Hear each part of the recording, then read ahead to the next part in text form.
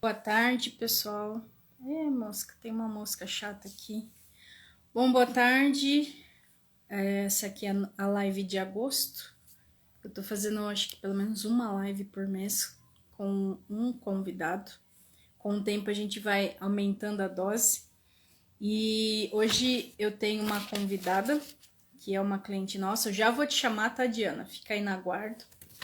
E é a primeira vez que ela vai fazer live, gente. Então, paciência aí, calma. A gente tem uns 40 minutinhos para conversar. Eu já vou chamá-la. E qual que é o propósito desta live, que inclusive vai ficar gravado aí para você depois ver, que é a questão da gente conhecer um pouco mais os nossos clientes poderem se desbravar mais. Então, eu marco com a pessoa, entro aqui, tá tudo certo.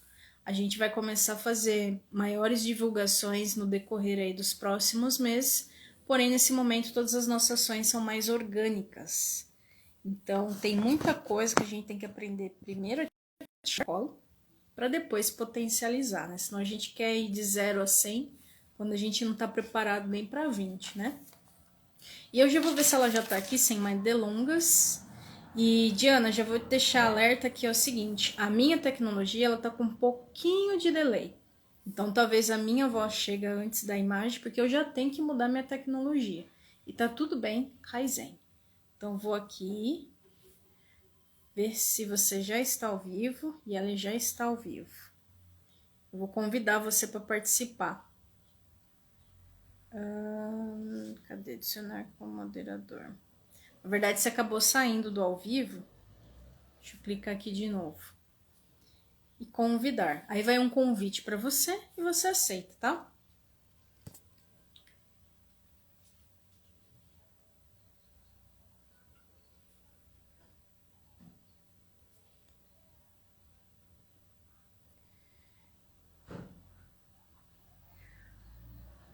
Não sei se foi o convite, Diana, ou você pede para participar aqui da live também.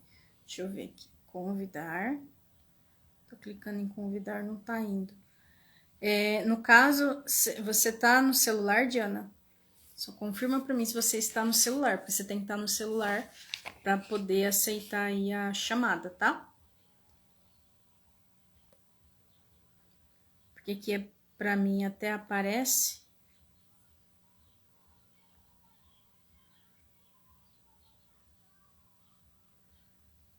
Tá dando a opção de convidar, mas ele não tá mostrando se o convite foi enviado. Se você clicar aqui também no maisinho, Diana, não, estou no PC. Você tem que ir pro celular, Diana. Porque no PC não faz chamada em vídeo pro Instagram, tá? E tá tudo bem, aprendendo todos os dias. Gente, a lives, né? É um canal que a gente tem disponível para falar, né? Então, apesar de a gente estar fazendo aqui às 13 horas da tarde e tá tudo certo, o que é importante entender? Para os negócios é importante. Então, é bom estar no contexto, sempre aí, principalmente para quem está no inbound marketing, tá? Justamente porque isso ajuda você a se organizar melhor. Ah, legal, Diana, acho que agora vai. Deixa eu clicar aqui e convidar você.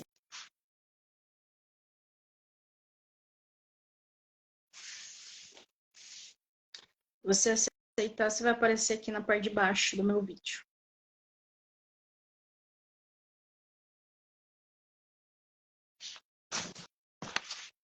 Só aceitar, eu acho que já foi aí o convite para você, tá? Ele vai aqui mesmo na sua tela.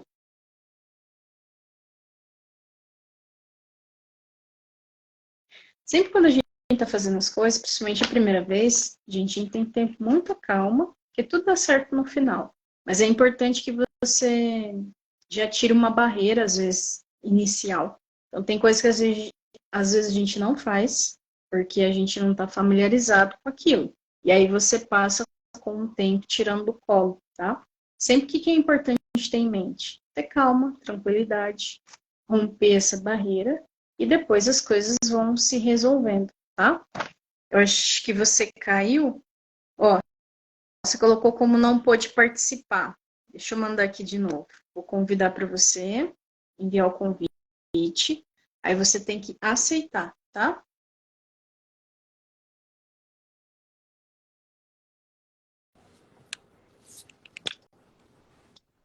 Isso, agora sim. Aí, boa tarde, Diana. Boa tarde, Suelen. Você tá me ouvindo agora? Tá me ouvindo bem? Eu Não, eu tô. estou te ouvindo bem, super. Sim.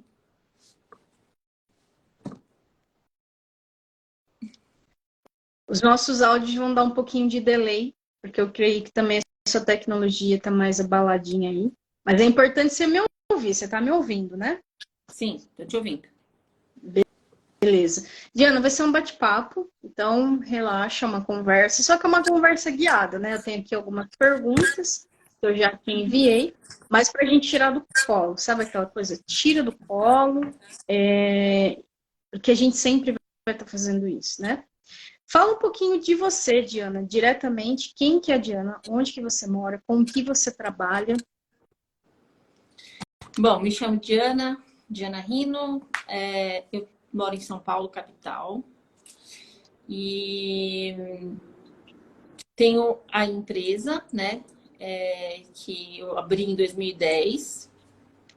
Tenho um casal de filhos que estão saindo da faculdade, que também estão se formando nas duas frentes que a minha empresa atua. E sou diretora da Thinking, que é a empresa que eu idealizei. Perfeito. E você falou que mora em São Paulo. Você já tem filho de quantos anos? Estão saindo da faculdade? Então, eu tenho uma filha de 24 e um filho de 22 para 23. E já estão finalizando, então logo vai estar aí na empresa junto com a mãe. Sim. Ô, Diane, como que você começou nesse segmento? Então, eu comecei no segmento de consultoria de negócios com uma pós-graduação que eu fiz em inovação de serviços, né? Era uma coisa bastante nova em 2012, que foi quando o design surgiu, o design thinking, como uma metodologia para criar produtos inovadores, para gerar solução para problema, né? E eu vinha já com minha formação inicial é arquitetura, então eu fazia projetos de arquitetura já há 10 anos nisso.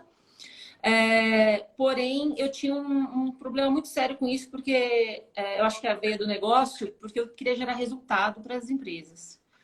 E a arquitetura, ela não me alcançava isso, e então eu queria encontrar uma maneira de desenvolver as empresas, aonde a arquitetura poderia atender quando fosse do propósito de trabalho que eu tenho, né? Acho que é um pouco da veia de negócios dentro de mim. Só que o que acontece? Eu não gostava muito da forma como se faziam os negócios antigamente, ou pelo menos o que eu acompanhava dos meus pais. Então, foi só quando eu encontrei o design que eu entendi uma forma de fazer que para mim tinha sentido. Que nada mais é de você conseguir criar a solução para problemas existentes que realmente vão atender às demandas das pessoas. Né? Então, é um trabalho muito de pesquisa, é um trabalho muito de entendimento desde a essência aos funcionamentos e a tecnologia, as ferramentas que a gente tem para poder nos auxiliar em tudo isso. Né? E aí, quando eu encontrei, eu fui fazer a pós-graduação, era um momento ainda onde isso era muito pouco compreendido. Eu acabei indo para fora para fazer isso. E aí, logo em seguida, começaram por indicação mesmo, estou com um problema na empresa, então vem ajudar.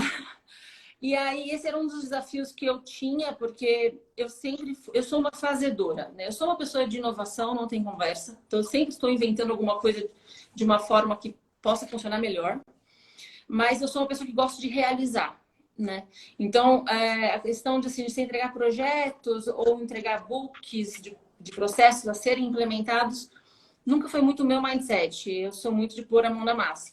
Então, quando as empresas começaram a me chamar, pessoas conhecidas, né, para poder realmente adentrar dentro delas e interagir com aquilo, implementando processos de inovação, ideias inovadoras, ou simplesmente resolvendo problemas mesmo, porque eu acho que é exatamente isso que eu faço, assim, foi uma coisa que foi muito adequada para mim, né? E então foi a forma como eu encontrei de expressar o design. Acho que naquele momento cada pessoa estava vendo como elas iam expressar isso. E para mim foi isso, foi realmente colocar a mão na massa, entendendo as empresas como um todo e realizando, concretizando as transformações, né?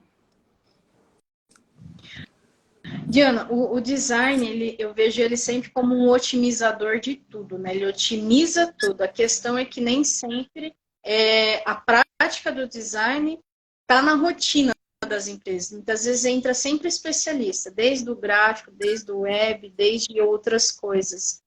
O que você sente que é a maior barreira para você aplicar o seu próprio trabalho nos seus próprios clientes, independente do mercado? De quem já falou sim. Qual que é o maior desafio da absorção desse design que você propõe? Primeiro, acho que é importante explicar que essa palavra ela é bastante complexa e foi muito difícil para eu me colocar no mercado também por conta dela. Tanto que hoje eu uso muito a palavra consultoria ou estratégia para negócios, porque eu consigo que através delas os clientes compreendam melhor do que se trata. Porque as pessoas ainda confundem muito design com uma coisa ligada à arte, uma coisa ligada à forma. Né? E o design thinking, o design de pensamento, o design de estratégia, né? Ele não compreende isso, né? E o design, ele, na verdade, é uma forma de pensar onde você consegue criar formas de enxergar a necessidade daquele cliente, daquela empresa. Né?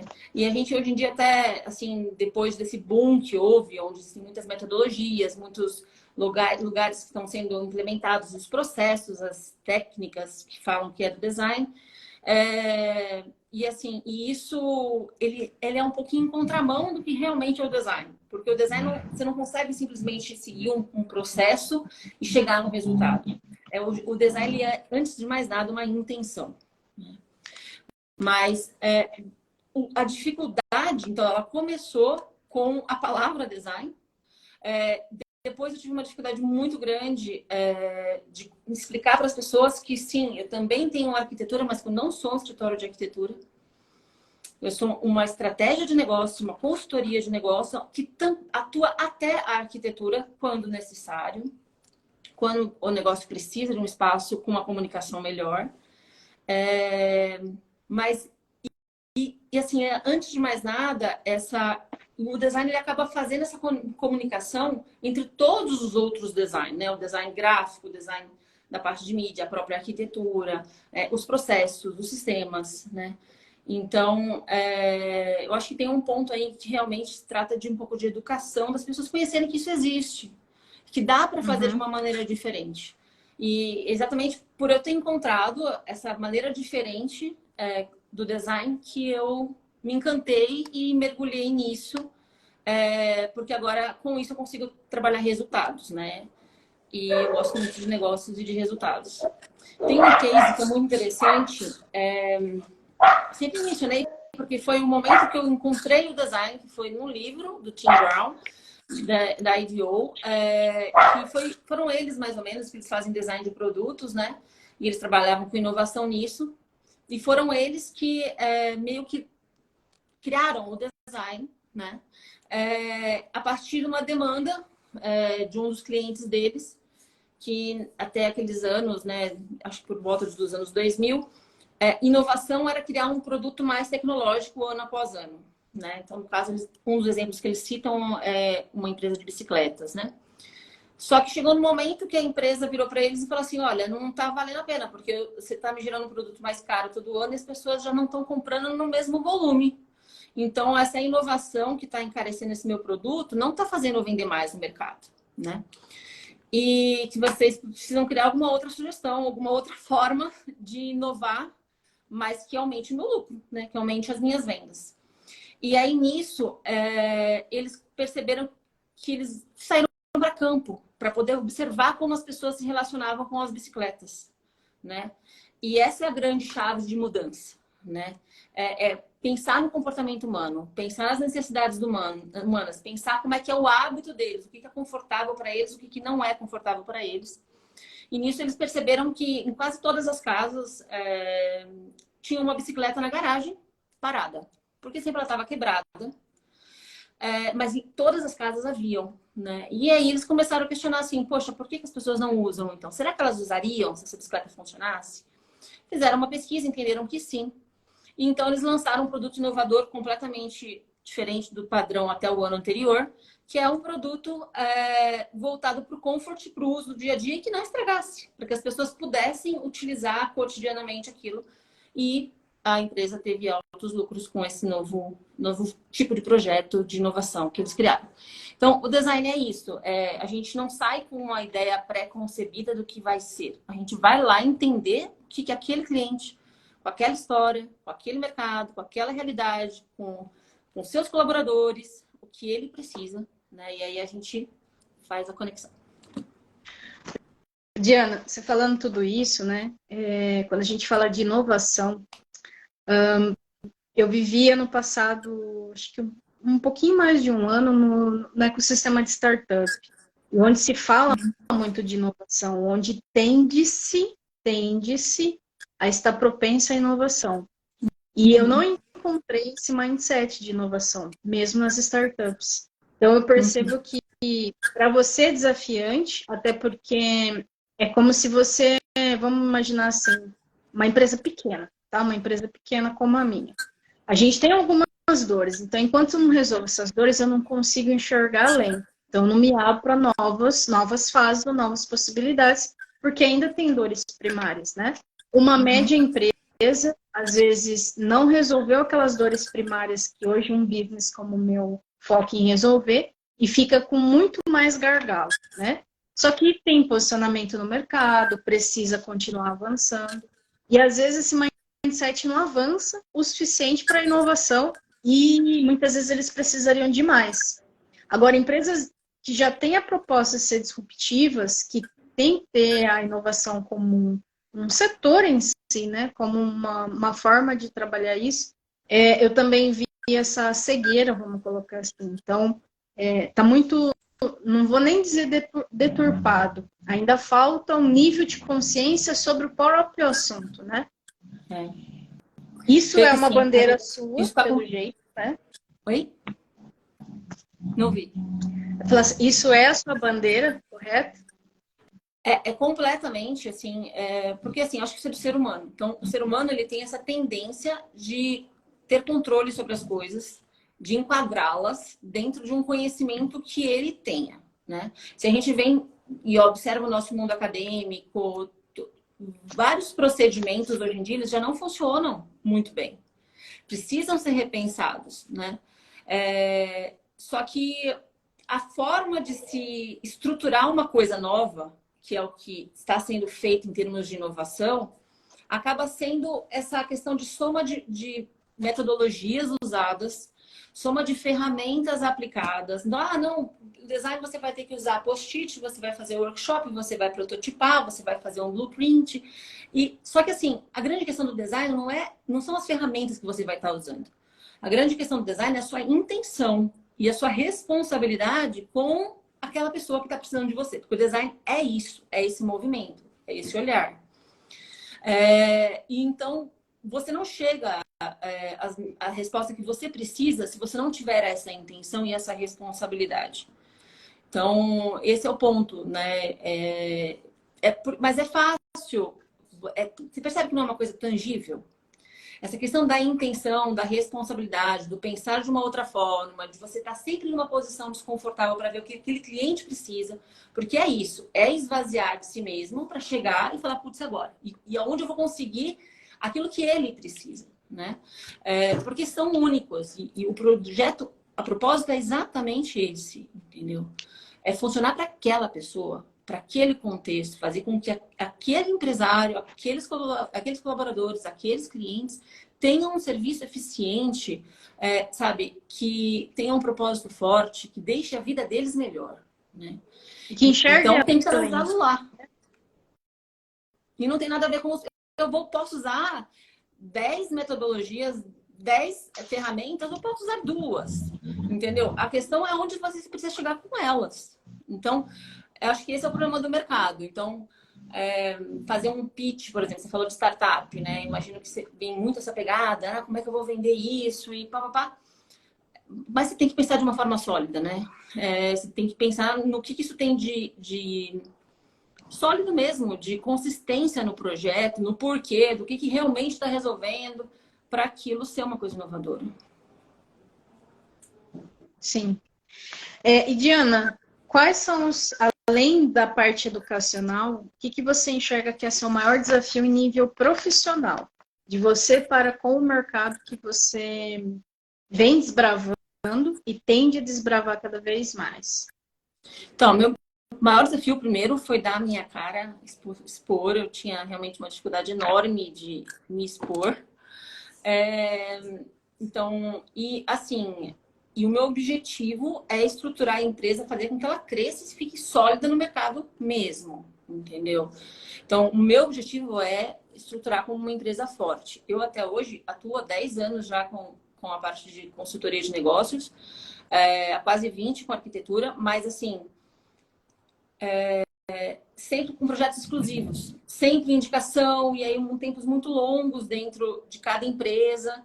E o meu objetivo foi justamente no início desse ano criar um produto de entrada e criar uma forma de tornar isso mais dinâmico e realmente constituir a empresa, né? Fazer com que ela se solidifique de uma forma maior mesmo. Então, a meta é essa. Legal. Qual que eram os seus medos anteriormente, antes de você iniciar, antes de você falar, eu vou nessa linha aqui? Eu vou até voltar uma pergunta. O que faz você ainda querer esse mercado, Diana?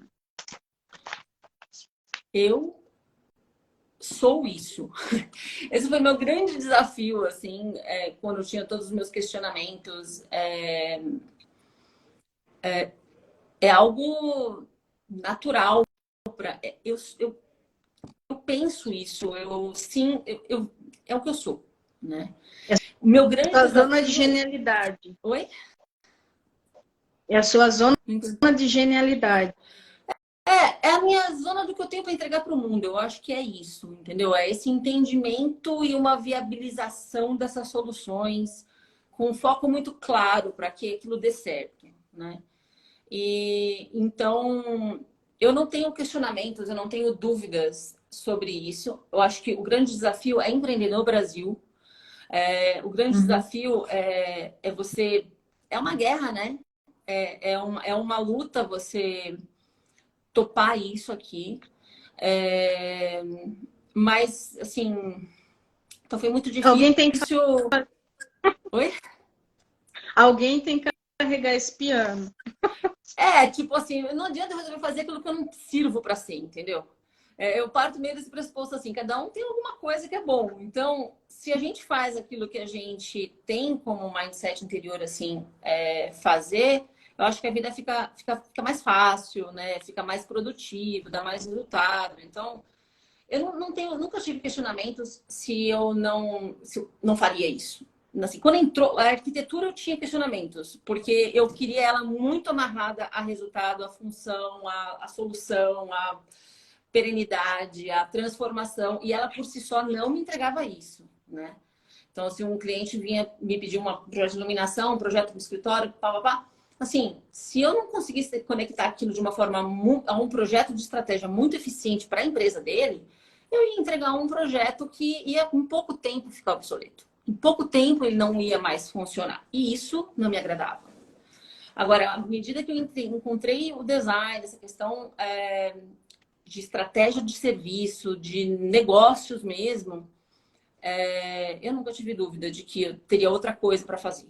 Eu só tinha o desafio de virar para as pessoas e mostrar isso e explicar que a arquitetura tem sim totalmente a ver com isso, no sentido de que existem muitos projetos, muitas frentes complexas que eu tenho que trabalhar no projeto de consultoria. Eu tenho que trabalhar todas elas ao mesmo tempo para que elas deem certo. E E a arquitetura, ela tem esse mesmo pensamento, né? Você tem, para fazer um bom projeto, você tem que conseguir considerar todas as coisas muito bem para que elas possam funcionar em harmonia. Então, assim, na prática, o que eu faço? Eu acabo trabalhando o projeto, a empresa como um todo. Empresas que precisam de mudanças, né? Então, por exemplo, uma empresa que já deu muito certo e, de repente, de 5 anos para cá, começou a cair muito faturamento e eles não sabem o que está acontecendo. Já tentaram N coisas e não, assim, você percebe que é uma coisa estrutural da empresa, assim, né? Eu sirvo para isso, né? A gente aqui na Arquithinking faz exatamente isso. É entender a fundo a essência daquele negócio, qual que é a proposta dele e entender se ele está conseguindo expressar isso no mercado, né? E, obviamente, ele tem que entregar essa proposta de valor através de alguma coisa que esse mercado precise, né? E aí, quando a gente vai para esse mergulho, a gente cria soluções disruptivas para que ele possa se reposicionar no mercado e voltar a crescer, né? Ou quando a empresa também estagna, ela está indo muito bem, mas estagnou, não consegue subir de novo. É mais um momento, porque a gente tem que conseguir reavaliar essa estratégia com os princípios lá de trás, mas numa nova forma, porque senão ele vai estagnar, e se estagnar, ele vai começar a cair. E aí, dentro desse processo, a gente faz tudo, né? Tudo desde a pessoa, entendimento muito da essência dos donos, processos, sistemas, marketing, mídias sociais, vendas. A gente realmente adentra em todas as etapas da empresa para poder compreender como ela é. E em cima disso, a gente vai entendendo os principais pontos que ela tem de valor e a serem desenvolvidos, né? E aí, depois disso, a gente vai e constrói toda a proposta, os princípios, o conceito dessa mudança junto dos donos, junto da empresa, né? E aí o que a gente leva as ferramentas de design para poder criar processos colaborativos, interativos, que permite que as pessoas se soltem, né? Para elas poderem entregar aquilo que está dentro delas, né? E aí, então, depois disso, a gente pode implementar esses serviços todos, né? Isso que eu estou falando é a consultoria que eu estou fazendo aí há 10 anos. Hoje a gente está chamando de DIP, né? Que é uma consultoria profunda, que a gente tem no mínimo 3 meses de trabalho, mas uma média de 6 meses, mas muitas vezes um ano, né? Então, é um processo muito, assim, de imersão para poder identificar e aí criar estratégias muito bem alinhadas, né? Para atingir o resultado que é a meta basal de tudo. Agora a gente lançou... Sim, fale. Não, pode falar. Não, acho que tem outra pergunta que você vai me fazer, que eu vou falar do Smart, que é mais fácil. Senão... Não, já pode pegar o gancho. Eu ia falar sobre a sua principal solução, porque depois dessa, vamos dizer assim, esses ajustes, né, Fih, que você está fazendo, qual é a solução que você vai colocar mais em campo, de forma agora mais estratégica? Qual que é o abre-alas, né? Então, a consultoria profunda, né, que a gente chama de DIP, é essa que eu acabei de contar, e ela é finalizada com os projetos estratégicos específicos que a empresa precisa. Então, assim, se a empresa precisa de um rebranding, a gente vai ter um parceiro específico capaz para lidar com aquela empresa para desenvolver esse projeto. Se ela precisa de uma assessoria financeira, fiscal, a gente tem um parceiro forte nisso que vai estar orientando, auxiliando para ela poder ser estruturada nisso. Se ela precisa reverificar os sistemas dela, a gente vai estar providenciando, estudando, entendendo qual é a melhor solução e como conectá-los para estar sugerindo e fazendo essa implementação. E assim por diante, em todas as frentes dela. E por fim, se é necessário para essa empresa, a gente também faz arquitetura, né? Então, só para completar, porque meus produtos são 3. Tem o DIP, que é essa consultoria profunda, a arquitetura, que é o ARC, que pode entrar no final de um projeto bem estruturado, pode entrar se precisar ou não, né? Por isso a gente não é um escritório de arquitetura, a gente faz experiências inovadoras, projetos muito funcionais para empresas com uma estratégia muito clara, né? E agora a novidade foi o Smart, que é o abre alas, acho que você me perguntou, que a ideia é fazer uma coisa mais rápida, uma coisa dinâmica, uma coisa que as empresas possam, em maior número, né, conhecer esse novo olhar, conhecer essa nova forma de solucionar problemas.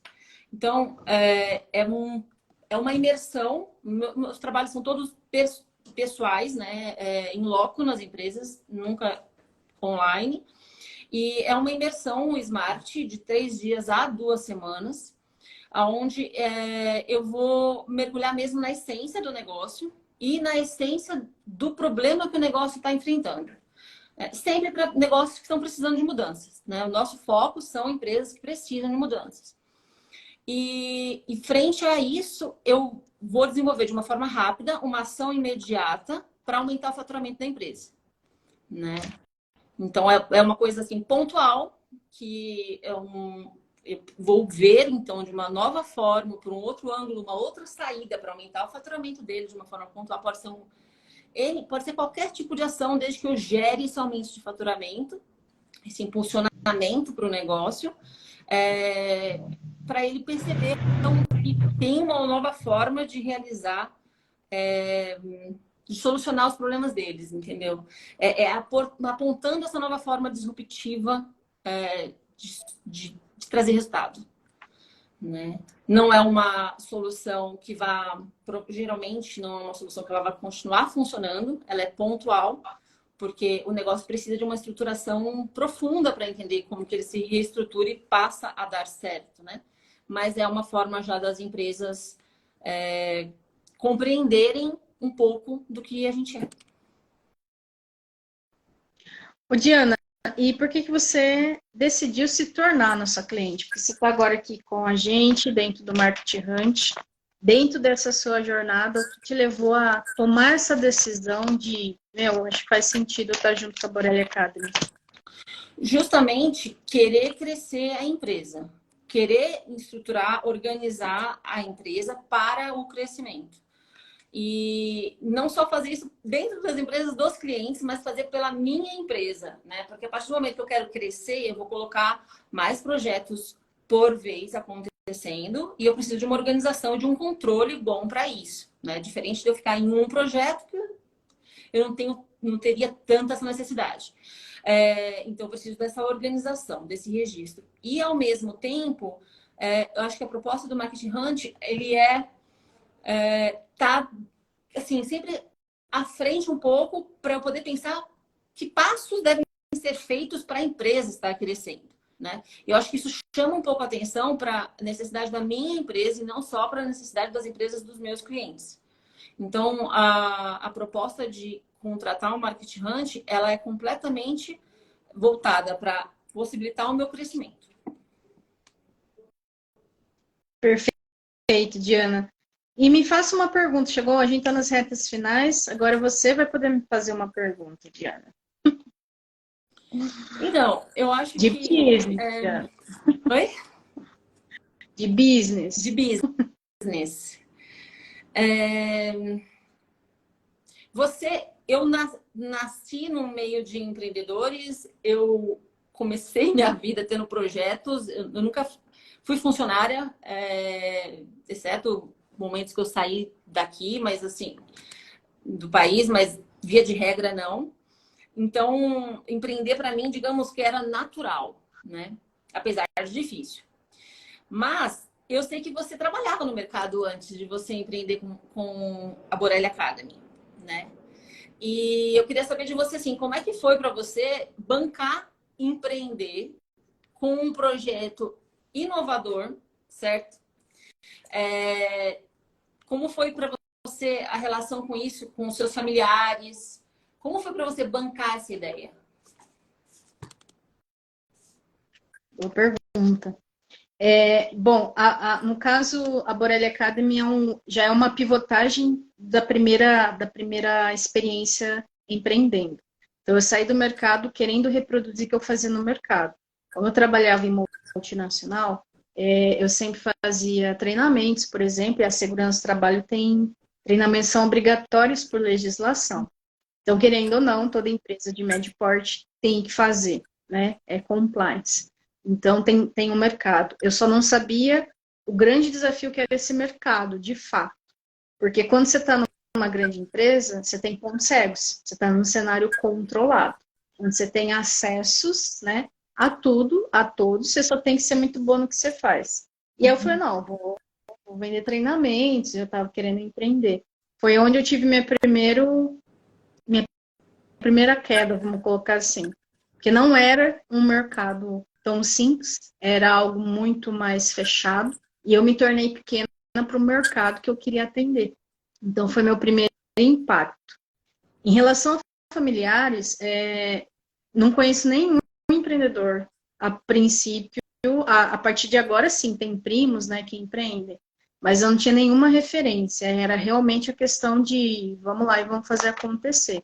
Quando eu vi a água bater na bunda, né, que eu falo, o que me ajudou muito também essa experiência de empreender foi publicidade e propaganda, que eu tinha feito curso técnico. Então, eu tinha uma noção de mercado, mas em nível estudantil. Nunca tinha realmente ido às vias de fato, né? Mas isso me ajudou muito a tomar a decisão vamos ver o que dá, né? Como a maioria dos brasileiros. Então, assumir todos os riscos eu assumo até hoje. Então, assim, os meus parentes não têm noção do que eu faço. Não está na linha cultural deles. Então, assim, aquela coisa do tipo, você é doido, ou então você pula de galho em galho, então, porque você não está numa empresa, é normal. Então, esse é o tipo de fala que eu ainda escuto, né? Porque não, no nível cultural e de vida, né, que é a maioria da minha família, esse mundo aqui é um mundo que não existe para eles. Então, no máximo, você tinha que ter uma carteira assinada ainda, e estar numa boa empresa e ganhando seu salário, tá tudo bem. Então, empreender, para mim, é um desafio em nível pessoal. Não tem a ver com ninguém, e eu assumo todos os riscos, né? Já perdi dinheiro, já ganhei dinheiro, mas estar no mercado ainda é mais vantajoso do que estar como CLT. Não que isso seja um problema, mas é maturação, vamos colocar assim. É um outro momento de vida. É tudo uma questão da visão da pessoa, né? Da pessoa. E o quanto você está disposto a assumir os riscos das suas escolhas. Sim, eu tive um cliente que ele viveu muito isso, porque ele e a mulher dele tinham uma visão de empreender muito determinada, que eles iam fazer, mas quando pegava o pai, que fazia uma atividade que poderia colaborar com ele, por exemplo, o pai não conseguia acompanhar, né? A mentalidade de o que você precisa projetar, entender para poder fazer aquilo acontecer, né? E ele percebia, olha, ele não consegue, ponto, né? Mas o fato dele querer, eu acho que é uma coisa que está dentro da pessoa, né? Muito forte. Isso basta, né? Sim.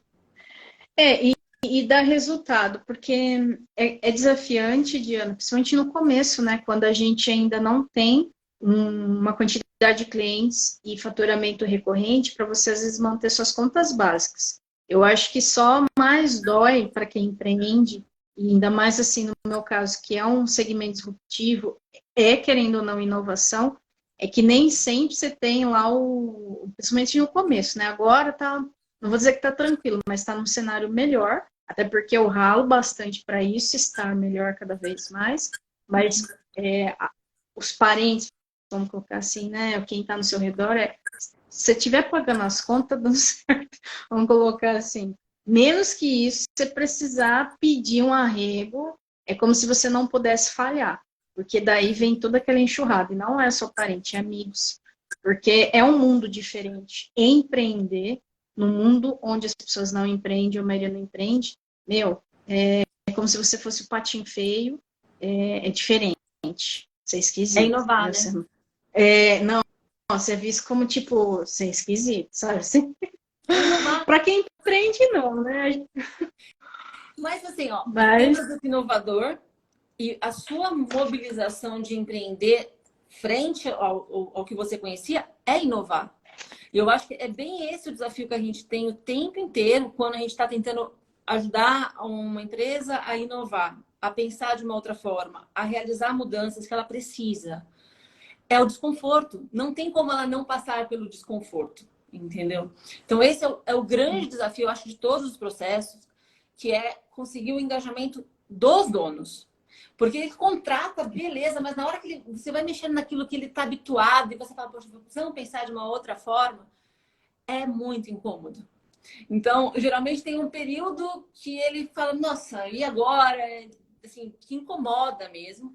Até que, assim, às vezes geralmente eu faço algumas ações de marketing imediatas, igual o Smart, que aí ele percebe que o negócio funciona e que, nossa, de uma outra maneira as coisas podem ser muito mais fáceis, e aí ele passa a aderir.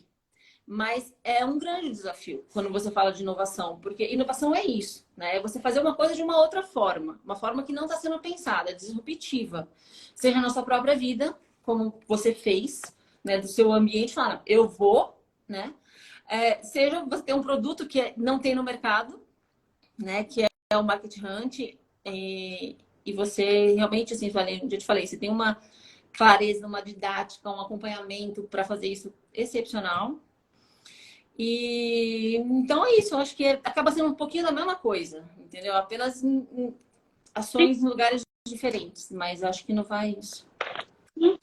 A gente tem praticamente as mesmas dores, porque você tem que trabalhar os níveis de consciência. Vai chegar um momento que você, ao se apresentar, tem uma empresa que quer essa camada de inovação e você é profissional para isso. Então vai fluir muito mais fácil, porque a consciência daquele empresário está muito mais clara. Agora, a maioria não, é um número muito pequeno, né? Então, eu fui Sim. entendendo isso. Falei assim, olha, vai acontecer, eu tenho certeza, porque eu sei exatamente aquilo que eu estou fazendo. A questão é o tempo. Então, sim, eu encontro pessoas que não têm consciência sobre isso, eu tenho que despertar. E eu encontro pessoas que, tipo, meus, faz sentido, bora lá, vamos junto, né? Foi até o seu caso. Então, a gente tem que ter essa certeza. O que você tem certeza que seu negócio vai dar certo? Seu propósito. Mas não só porque é filosófico, é porque é estatístico, é porque é uma necessidade, é porque sem isso as pessoas não avançam. E aí você tem que ser essa pessoa que vai desbravar isso, né? E assumir a bronca, né? Como diz os Sim. mineiros, alguém vai ter que carregar esse piano aí. Os mineiros gostam disso. Alguém tem que carregar esse piano aí. E com o tempo é Exato. resultado, né, Diane? Resultado é a concretização de toda a sua jornada, né? Então, sim, a gente tem que olhar para número, a gente tem que gerar, tem que ter dinheiro em caixa, senão.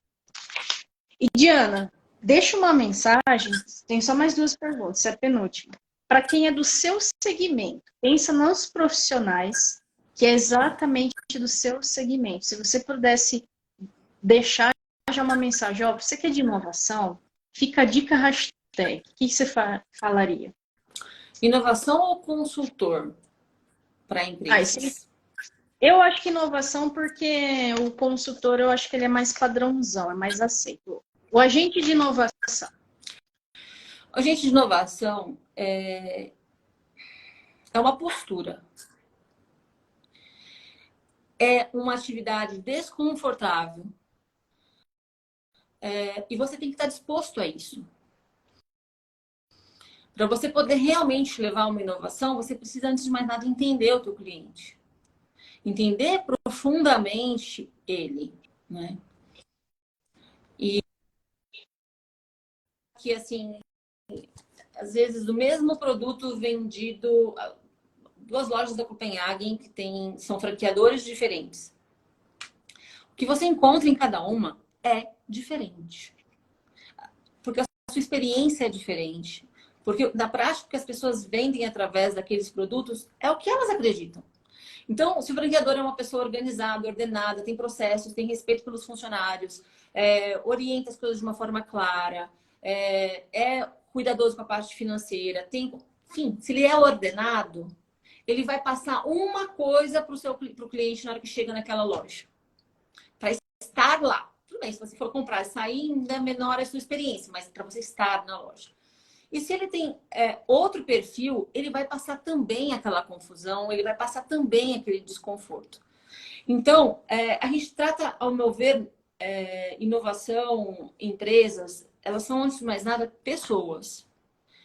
E é o que eu acho que inovação precisa fazer. Inovação precisa entender de pessoas, entender de comportamento, entender de funcionamento, entender da história, antropologia, entender como o ser humano interage com as coisas para poder criar uma coisa inovadora assim, mas é para aquela pessoa.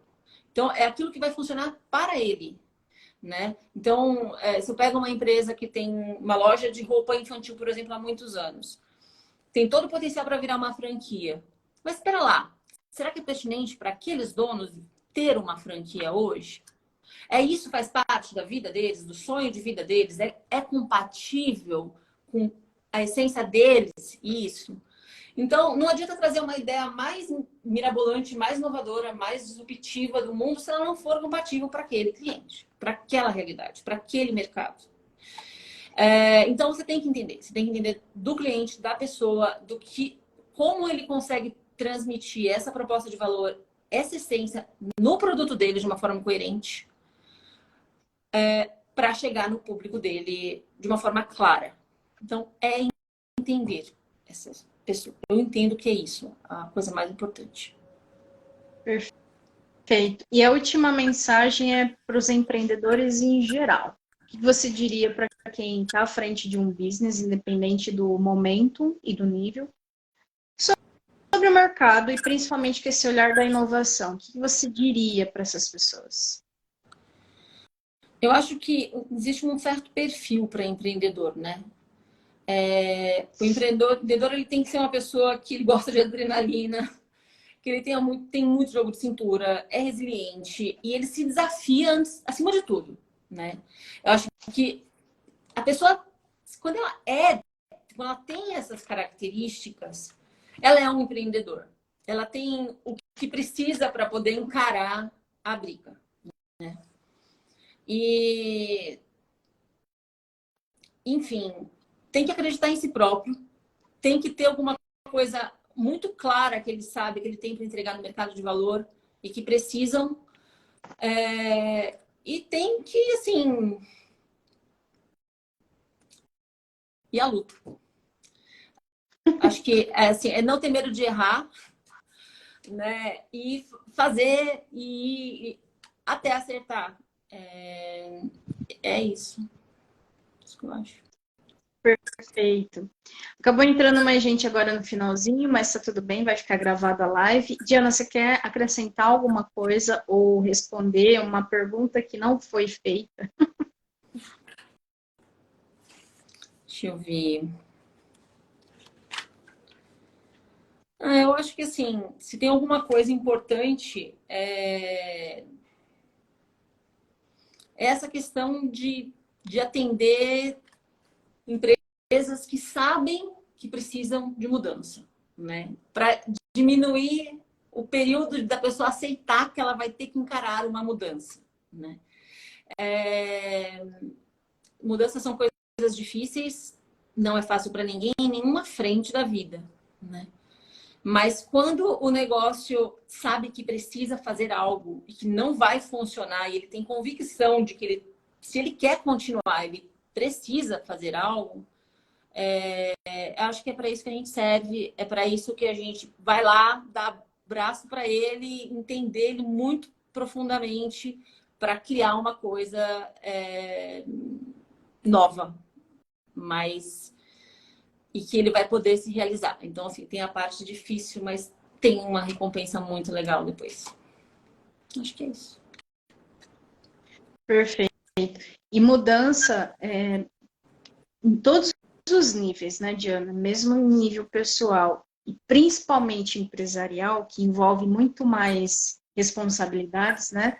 É desafiante, porque para a pessoa é sempre o risco de perder aquilo que ela ainda nem conquistou, né? Então, tipo, ela tá num cenário e ir para um outro cenário requer, às vezes, um medo mesmo de, tipo, eu quero tanto que dê certo que se não der certo, eu acho que eu prefiro ficar com o que eu tenho, né? Igual aquele ditado, mais vale um pássaro na mão do que dois voando, né?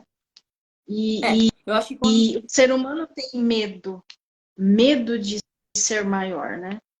Uhum. também.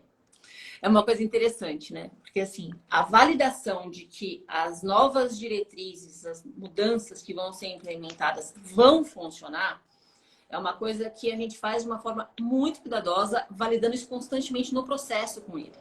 Então, quando a gente finaliza qual vai ser a estratégia para relançar a empresa, ele está 100% de acordo e ele sabe que é aquele o caminho. Então, nesse momento, a gente só tem dois problemas, na verdade. Porque essa é a minha preocupação no processo. É validar isso constantemente, de várias frentes, para a gente saber que o caminho é aquele. Né? Então, essa dúvida não tem nos meus projetos. Ele não tem dúvida se vai funcionar. Né? E, assim, também tem dentro disso a questão de quais são os passos. Então, se tem coisas que tem que ser... Por exemplo, uma loja que você precisa testar novos produtos. Então, você tem um processo para testar esses novos produtos, né? Então, você já sabe o que você vai fazer se uma coisa acontecer, depois a outra, até você alinhar. Mas o porquê que você está mudando de produto está muito claro para você. Porque o que o teu cliente precisa do outro produto, você tem certeza daquilo. Porque o nosso processo traz isso. Traz essa compreensão da sua realidade. Mas os grandes desafios dentro disso, então, são comportamento da pessoa. Porque muitas vezes aquilo que não está funcionando no negócio é fruto de um vício de comportamento que leva aquilo a não funcionar. Então, ele mudar o seu comportamento é o grande desafio, somado a esse que você acabou de falar, que é ele realmente sonhar grande, querer aquela coisa, sabe, assim, se permitir receber algo maior, construir algo maior, que infelizmente na nossa cultura brasileira a gente encontra bastante, assim, essa limitação do sucesso, né? Então, eu entendo como esses dois. Né? Inicialmente, ele tem o medo da questão se essa mudança vai dar certo ou se ele vai poder ter problema. Mas como o processo ele é muito claro e muito validado constantemente com ele, ele finaliza, quando tem o relatório da consultoria, ele está totalmente alinhado com aquilo. Ele não tem mais essa dúvida de que o caminho não seja aquele. Mas ele bancar que ele vai ter uma coisa melhor, ele precisa. E bancar que o comportamento dele tem que mudar para aquela coisa ser construída, ele também precisa. Né? Então, é por aí. Não é fácil. Não é uma coisa que você fala assim, ah, não, porque tem a ver com a pessoa mesmo. Sinal que tem bastante trabalho, né? Se tem desafio, tem bastante mercado. Tem, só precisa que as pessoas achem bom, né? Precisa que as pessoas tenham coragem e, tipo, percebam isso e que elas podem, que isso é possível, né? Perfeito, Diana. Gratidão. Obrigada por ter aceitado. E é isso. Meu, se tiver agenda, foi feito convite, vá, participe, rompe as barreiras, até porque todo mundo tem seu desafio sistêmico, individual, mercadológico, e a gente é de glória em glória, né? De barreira em barreira.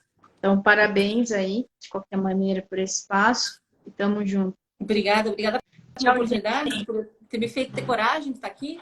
E obrigada pela sua empresa também. Muito bom estar junto. Obrigada. E quem não conseguiu assistir ao vivo, vai estar gravado, tá? Eu vou finalizar agora e já vai estar disponível. Até mais, gente. Até a próxima live. Tchau, tchau. Tchau, tchau, Diana.